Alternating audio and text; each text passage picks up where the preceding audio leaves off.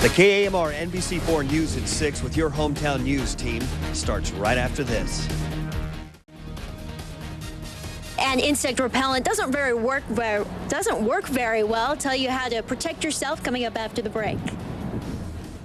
We all think we know the basics of sunscreen, but it appears to be falling on deaf ears. More than half of all new cancers are skin related.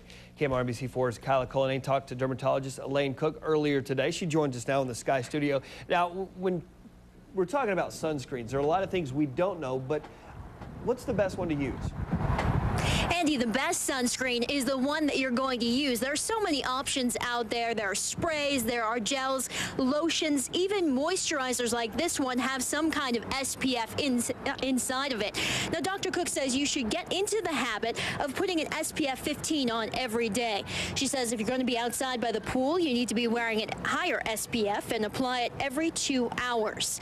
Just because it says SPF 30, it's only about 5% more effective than SPF 15. That means you need to keep reapplying every 2 hours and make sure you slather it on. Think about using the amount of sunscreen that would fill a shot glass. As for golfers battling both insects and the sun, well, that's a recipe for disaster because DEET, which is in most insect repellents, actually decreases the effectiveness of sunscreen. So here's some advice.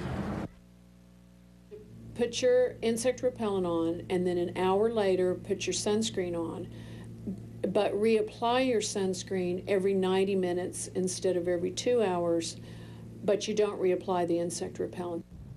When you leave the sunscreen in your golf bag in the heat, it also loses its effectiveness. And when you're looking for a good sunscreen, look for these ingredients: zinc oxide, titanium dioxide, helioplex, or Mexerol. And Dr. Cook says that if you have a 6-ounce tube, that should only last for 6 applications, not the entire summer as most people do.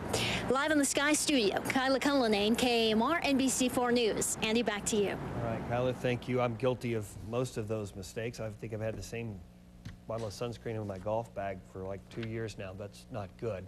If sunscreen is beyond its expiration date or has turned to liquid and separated, you need to throw it out.